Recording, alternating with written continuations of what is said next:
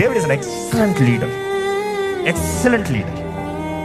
శత్రు దాసుని కూడా తన దాసుని ఇలా మార్చుకున్నాడు. Because he could connect with them. అక్కడికి వెళ్ళినప్పుడు ఆ బలహీనుని చూసి ఏంటో ఎక్కడ పడున్నావంటే, నేను నాకు అనారోగ్యం అందని, నా బలహీన నన్ను ఇక్కడే వదిలిపెట్టి వెళ్ళిపోయారు వాళ్ళు. ఎవరు? వీడు కూడా ఒకప్పుడు కొన్ని రోజుల ముందు, లేకపోతే రోజు ముందు చెప్పచ్చు, వీళ్ళు అన్ని దోచుకునేవాడు. కానీ ఆ దాసుడు అక్కడ ఉంటే దయ చూపిస్తున్నాడు, ఆహారం పెడుతున్నాడు, బలపరుస్తున్నాడు, మాట అడుగుతున్నాడు, అయ్యా మీ వాళ్ళు ఎక్కడ పోయారో నాకు చెప్పగలుగుతావా? ఆ దాసుడు ఒకటే ఇచ్చాడు కండిషన్. ఏంటి తెలుసా? నువ్వు నన్ను చంపవంటే, రెండోది ఏంటి తెలుసా, నన్ను వాళ్ళ చేతుల్లోకి ఇవ్వనంటే, ఇంకో మాట చెప్తున్నాడు, నేను వాళ్ళ దగ్గరికి వెళ్ళదలుచుకోవాలి, నన్ను విడిచిపెట్టిన వాళ్ళు, నన్ను చంపడానికి వదిలిపెట్టిన వాళ్ళ దగ్గర నేను వెళ్ళదలుచుకోవాలి. ఇంకోటి, నువ్వు నన్ను చంపనంటే, నన్ను కేవలం వాడుకుని వదిలేనంటే, నన్ను వాడుకుని వదిలేదు, నాకు ద్రోహం చేసిన వాళ్ళ దగ్గర నన్ను అప్పచెప్పొద్దు.